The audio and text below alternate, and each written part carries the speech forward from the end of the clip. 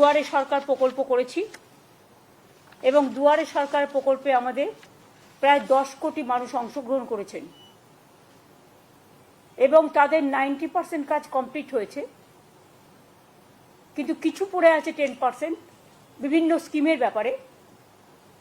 সেই স্কিমে যারা অ্যাপ্লাই অলরেডি করেছেন তাদেরটা আমরা ডিসেম্বর মাস থেকে শুরু করব, বিশেষ করে যেগুলো আমরা করতে পারি, যেমন লক্ষ্মীর ভাণ্ডার বা এই টাইপের কিছু স্কিম।